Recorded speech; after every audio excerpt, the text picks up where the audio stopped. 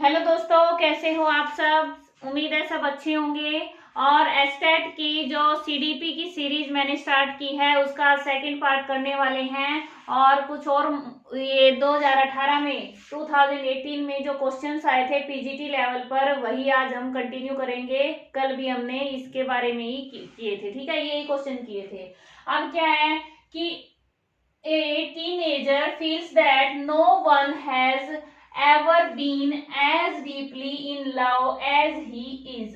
It indicates, इसका मतलब क्या है कि एक किशोर है, वो यह महसूस करता है कि वो जितना गहरा प्यार करता है उतना आज तक किसी ने नहीं किया।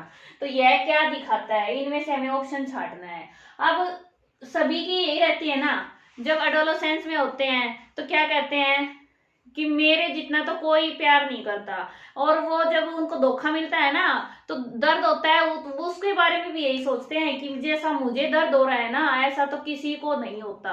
ठीक है, मुझे सबसे दुनिया में सबसे ज्यादा दुख है, मैं सबसे ज्यादा प्यार करता हूँ, मुझसे ज्यादा कोई नहीं करता। तो इस तरह के उसके कुछ अपने विचार होते हैं, वो अपने ही दुनिया में मग्न रहता है। ठीक है, इमेजनरी वर्ल्ड होता है उनका। तो इसमें क्या है, हमारा इमेजनरी ऑडियंस, काल्पनिक दर्शक।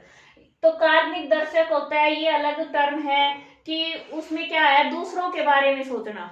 ये तो खुद के बारे में बताया है ना कि मैं करता हूं, लेकिन दूसरे मुझे देख रहे हैं, वो अपनी कल्पना में है, इसलिए काल्पनिक दर्शक है। वो कोई नहीं देख रहा होता लेकिन फिर भी महसूस होता है कि मैं बाहर जाऊंगा तो सभी मुझे देखेंगे। ठीक है, एक पिंपल हो जाए तो क्या सोचते हैं इस उम्र में, लड़का हो चाहे लड़की हो, क्या सोचते हैं, मेरे तो फेस पर ये पिंपल हो गया, अब सभी मुझे देखेंगे, मैं कैसा दिखूंगा कैसा दिखूंगी। तो उनको इसके बारे में भी टेंशन हो जाती है। तो ये काल्पनिक दर्शक हैं। वास्तव में रियलिटी होती है कि कोई इतनी गौर से नहीं देखता। ठीक है, दूसरा क्या होता है, पर्सनल फैबल। पर्सनल फैबल क्या होता है, व्यक्तिगत मिथक, खुद के बारे में ही गलत धारणा होना। ये है कि मैं सबसे ज्यादा प्यार करता हूं, मुझसे ज्यादा नहीं करता। तो इसका आंसर क्या हो जाएगा, पर्सनल फैबल। ठीक है, अब है सेल्फ आइडेंटिटी और आइडेंटिटी क्राइसिस। ये दोनों हैं, ये इरिक्सन की थ्योरी से हैं। इरिक्सन ने जो थ्योरी दी थी उसमें क्राइसिस दिए थे। ठीक है, हर स्टेज में कि बच्चा डेवलपमेंट की जो स्टेज पार करता जाता है तो उसमें जो एडोलेसेंस की है उसमें उसने बताया कि या तो वो आइडेंटिटी को पहचान लेगा, अपनी आइडेंटिटी है वो पहचान कर लेगा, या फिर उसको उसमें पहचान में संकट हो जाएगा, यानी उसको भ्रम हो जाएगा। इस तरह से ये है इरिक्सन की थ्योरी से। और ये दोनों किसके हैं, एल्किन। किसके हैं, कोई इसको एल्काइन भी बोलता है, एल्किन। एल्किन ने दिए हैं ये दोनों।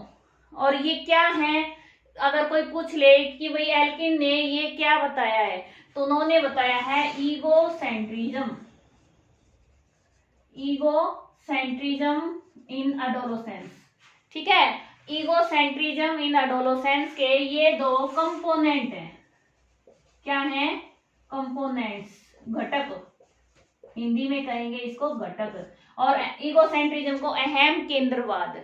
तो इसके अनुसार क्या हुआ कि एल्किन के अनुसार जो एडोलेसेंस है उसमें ईगोसेंट्रिज्म के टू कंपोनेंट्स होते हैं। एक होता है इमेजिनरी ऑडियंस और दूसरा होता है पर्सनल फैबल। याद रहेगा। अगला question, at me can be termed as, सभी मेरी ओर देख रहे हैं। अब एक बात बताती हूँ आपको कि ये 2018 में जो क्वेश्चन आए थे इस तरह के 3 से लेके 3 या 4 क्वेश्चन थे जो आज मैं सभी करवाने वाली हूँ। तो देखो आप, कंसेप्ट एक है, आंसर लगभग किसी का कुछ है किसी का वो हमें ध्यान देना है, लेकिन है उसी कंसेप्ट में से। ठीक है, तो हर कंसेप्ट इंपॉर्टेंट नहीं होता, कुछ कंसेप्ट मोस्ट इंपॉर्टेंट होते हैं, इसीलिए मैं आपको सिर्फ वही टॉपिक करवाती हूँ जो मोस्ट इंपॉर्टेंट है, क्योंकि ये एडोलेसेंस से रिलेटेड है। और पीजीटी लेवल पर हम एडोलेसेंस में ही जो बच्चे होते हैं उनको ही तो पढ़ाएंगे। ठीक है, एडोलेसेंट्स है वही तो हमारे सामने आएंगे क्लासेज में, तो उनकी प्रॉब्लम से रिलेटेड क्वेश्चन बनते हैं। अब है, इसको क्या कहेंगे भाई, सभी मेरी ओर देख रहे हैं। लास्ट क्वेश्चन में मैंने समझाया है कि पिंपल हो गया तो कैसे सोचेंगे, कोई ड्रेस है कहीं गए हैं कुछ गिर गया उसके ऊपर तो ये देखते हैं कि ये ड्रेस कैसी लग रही है, सभी देख रहे होंगे, कैसा फील कर रहे होंगे, तो वो अपने आप में ही मगन रहते हैं। वो क्या है, हमारा पर्सनल फेबल है या फिर इमेजनरी ऑडियंस है, कौन सा है, सभी मेरी ओर देख रहे हैं तो इमेजनरी ऑडियंस है, काल्पनिक दर्शक। ठीक है, कि वो है नहीं, कोई देखता नहीं, एक्चुअली में कोई देखता नहीं, वो सिर्फ अपनी कल्पना में ही सोच लेते हैं। हम सब भी यही सोचते हैं, ड्रेसेस पहनते हैं और कुछ पहनते हैं, बाहर जा रहे हैं, क्या सोचेंगे क्या देखेंगे, ये हमारे सिर्फ इमेजनरी ऑडियंस होता है। ठीक है, अब अगला है हमारा, ये मैंने करवा दिया था लास्ट में, अब है एनोरेक्सिया नर्वोसा, बुलिमिया नर्वोसा। अब ये दोनों क्या है भाई, ये सुना है आपने कभी, नहीं सुना है तो सुन लो। ये होती हैं ईटिंग रिलेटेड डिसऑर्डर, यानी खाने की जो आदतें होती हैं उससे संबंधित ये डिसऑर्डर हैं। अब लड़कियां हैं वो पतली होती हैं, फिर भी उनको अच्छी डाइट लेना पसंद नहीं है, वो कहती नहीं नहीं मुझे नहीं खाना, मैं मोटी हो जाऊंगी। तो ये दोनों है ना मोस्टली लड़कियों में पाई जाती हैं, लड़कों में ऐसा कम देखने को मिलता है कि वो दुबला पतला रहने की कोशिश करते हैं। लड़कियां हैं वो चाहती हैं कि मैं बस, जैसे टीवी में सबसे ज्यादा तो मीडिया को देख के ही होता है, टीवी में फिल्म में देख ली हीरोइन कैसी है भाई, एक्ट्रेस कैसी दिख रही है, मॉडल कैसी हैं, उनको देख के खुद भी वैसा बनने की कोशिश करती हैं, और ये अच्छी आदत नहीं है। ठीक है, तो अनोरेक्सिया नर्वोसा है कि खाने के लिए मना करना, खाना ही बंद कर देना। और दूसरा है बुलिमिया नर्वोसा, बुलिमिया होता है, इसे एक मैं तो ऐसे याद रखती हूँ भाई, बी से बहुत सारा खा जाएंगी। ठीक है, उसके बाद फिर वो उसको वमन द्वारा वोमिटिंग से क्या करेंगी, बाहर निकालने की कोशिश करेंगी। तो ये सब क्या है, बुलिमिया नर्वोसा, ताकि उनका वजन भी सही रहे और उनको जो चीजें अच्छी लगती है वो भी खा लें वो। तो इस तरह का उनका डिसऑर्डर होता है ये ईटिंग रिलेटेड, तो इनको भी याद रखना है, मोस्ट इंपोर्टेंट टॉपिक में ये भी शामिल है। अगला क्वेश्चन देखो, उसी पेपर का है, young teenagers often believe that they are completely unlike anyone else, यानी कि युवा किशोरों की यह मान्यता कि वे पूर्णतया किसी अन्य व्यक्ति से भिन्न है, यानी वो दूसरों से अलग है, उन जैसा प्यार कोई नहीं करता, उन जैसा दर्द किसी को नहीं होता। कई बार होता है ना, किसी को धोखा मिल जाए भाई, छोड़ के चली जाए कोई लड़की, तो लड़का कहता है कि मुझसे ज्यादा अब इस पीड़ा को और कोई समझ नहीं सकता, मुझे कोई समझ नहीं सकता, मेरे दुख को कोई समझ नहीं सकता। तो वो क्या है कि वो दूसरों से अपने आप को ऊपर मानते हैं, दूसरों से अपने आप को अलग करते हैं, बाकी सब एक जैसे हैं, मैं अलग हूं।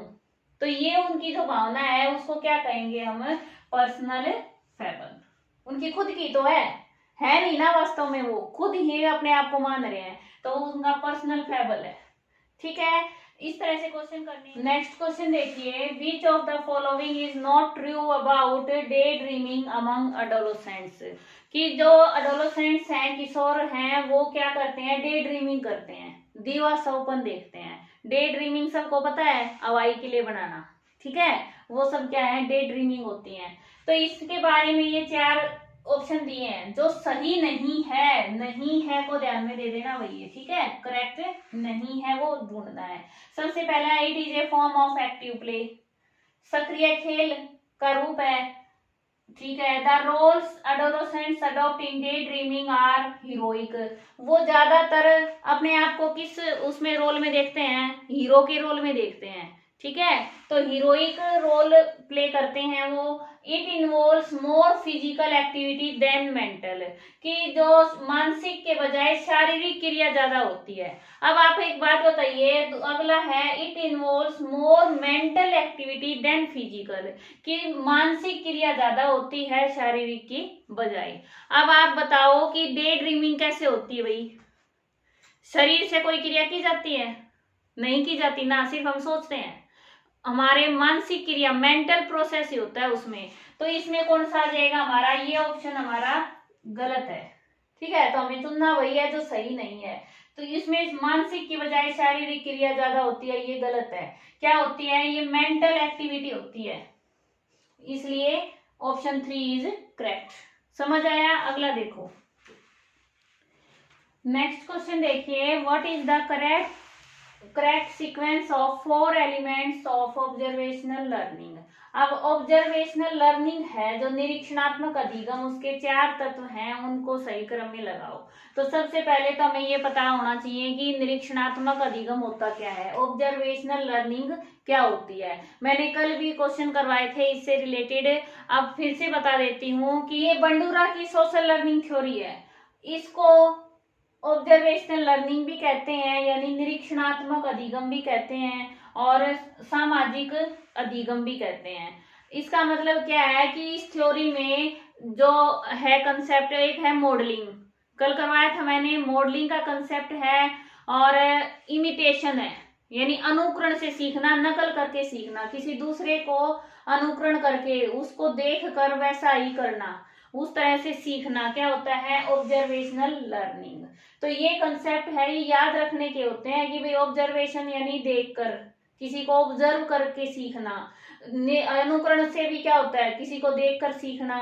सोशल लर्निंग यानी समाज से सीखना, ठीक है। मॉडलिंग, मॉडल से सीखना।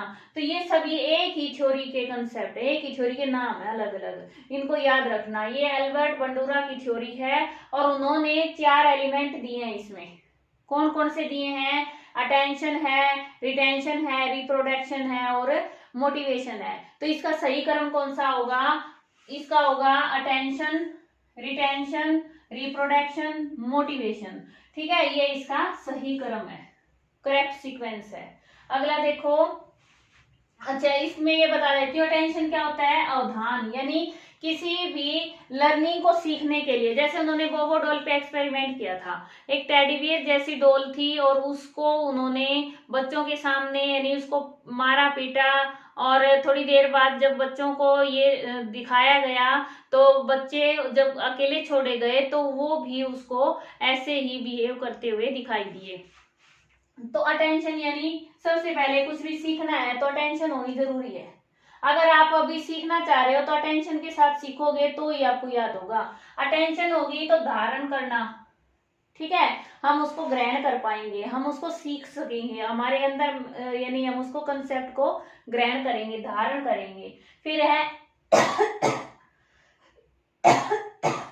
सॉरी भाई, पुनरुत्पादन, यानी उस वैसा ही हम फिर से करेंगे, जैसा देखा, धारण किया अटेंशन के साथ, वैसा ही हम करेंगे। रिप्रोडक्शन होगा, और वो रिप्रोडक्शन कब होगा? जब हमें मोटिवेशन मिलेगा, उस काम को करने के लिए हमें मोटिवेशन मिलेगा, प्रेरणा मिलेगी, तो ही हम उस काम को और बार बार करेंगे। ठीक है, तो ये है social learning, modelling, social learning, observational learning, इनको याद रखना है। बोबो डॉल एक्सपेरिमेंट क्लियर हुआ?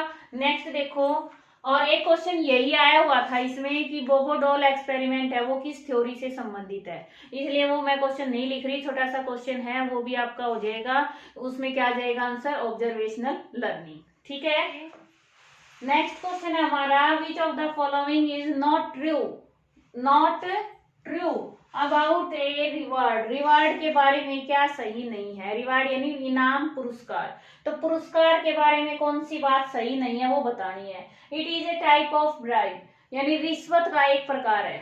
दूसरा है, इट इंक्रीजेज डिजायरेबल बिहेवियर, जो इच्छित बिहेवियर है, व्यवहार है, उसको बढ़ावा देता है। फिर है, it is A pleasant stimulus, pleasant यानी खुश करने वाला, खुश करने वाला स्टिमुलस होता है। फिर है, it is given to strength the response, जो रिस्पॉन्स है, अनुक्रिया है, उसको स्ट्रेंथ देता है, यानी सुदृढ़ बनाता है। तो इसमें कौन कौन सा है भाई? पुरस्कार, हमें सबको मिलता है पुरस्कार, कब मिलता है? जब अच्छा काम करते हैं। तो अच्छा काम करते हैं, इसको बार बार बढ़ाने के लिए क्या किया जाता है? पुरस्कार दिया जाता है। तो ये हमारा ऑप्शन सही है, स्ट्रेंथ मिलती है रिस्पॉन्स को।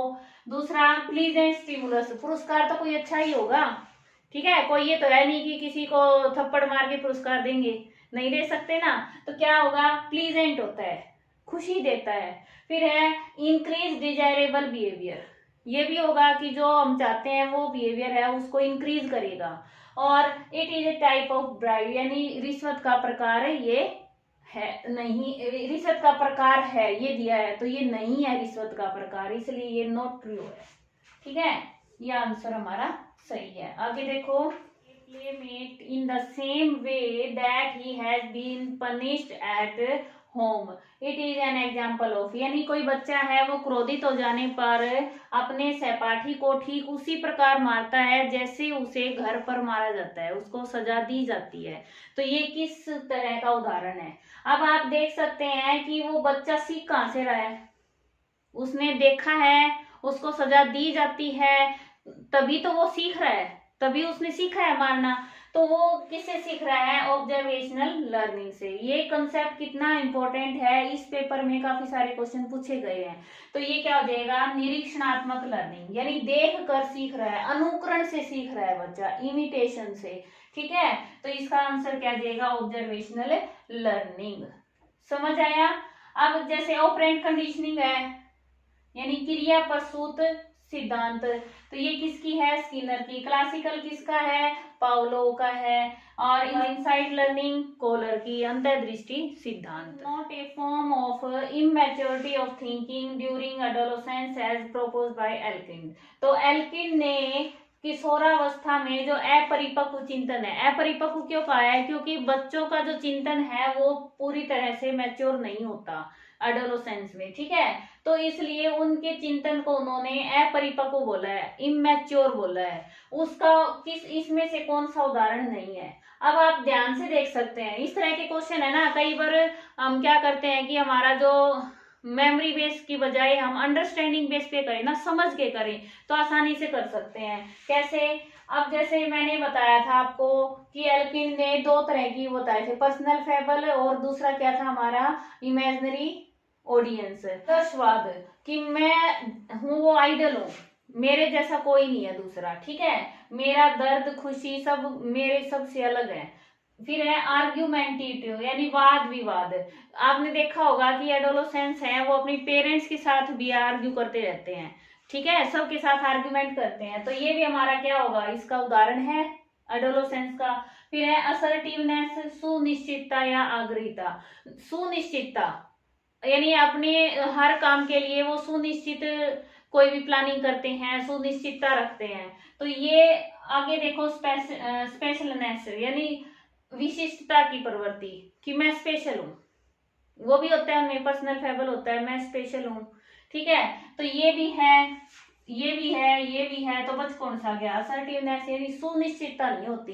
वो आप देख सकते हैं, आप उस उम्र से निकल चुके हो तो आपको पता होगा कि इन सब में ये आंसर है हमारे। जो कोई भी प्लान होता है या फिर कोई भी थिंकिंग होती है उसमें सुनिश्चितता नहीं होती, कभी कुछ सोचते हैं, कभी कुछ सोचते हैं, फिर दूसरा प्लान बनाने लग जाते हैं, इस तरह से उसमें सुनिश्चितता की कमी होती है। क्वेश्चन है, विच of the following is best indicator of high intelligence, उच्च बुद्धि। हाई इंटेलिजेंस का कौन सा उदाहरण है इनमें, यानी संकेतक है वो सर्वोत्तम है।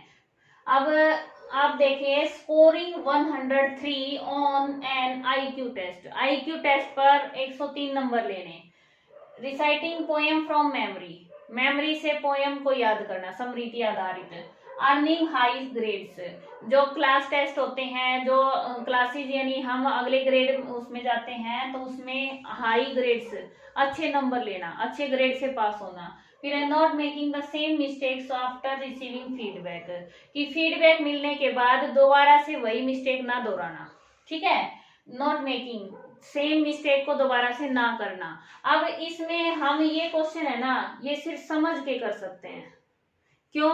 क्योंकि समझ ही होती है जो उच्च बुद्धि का सूचक है। तो समझ के क्या होगा कि कोई गलती कर दी, जब उसको बताया गया कि ये गलत है तो उसको दोबारा से ना करना, ये उच्च बुद्धि का ही तो प्रतीक है। और स्कोर तो कोई भी कर सकता है, हो सकता है चीटिंग करके ले ले, ग्रेड भी ले लिए, अच्छे रट लिए, मेमोरी ज्यादा हो यानी मेमोरी बेस्ड क्वेश्चन कर लिए, तो वो अच्छी आईक्यू, अच्छी इंटेलिजेंस नहीं होती, उच्च बुद्धि नहीं होती। उच्च बुद्धि का मतलब होता है समझकर, अंडरस्टैंडिंग, रिफ्लेक्टिव जो होते हैं ना, हमारी मेमोरी लेवल होती है, फिर अंडरस्टैंडिंग लेवल होता है, फिर उसके बाद कौन सा होता है हमारा रिफ्लेक्टिव लेवल होता है। तो मेमोरी है, मेमोरी तो छोटे बच्चे हैं, उनको रट्टा लगवाते हैं, टेबल याद करवाते हैं, पोएम याद करवाते हैं, तो ये क्या है, उच्च बुद्धि का संकेत नहीं होती। हमारा ये आएगा इसमें आंसर कि दोबारा से वही गलती। अगला क्वेश्चन है, विच of the following is not a democratic teaching strategy.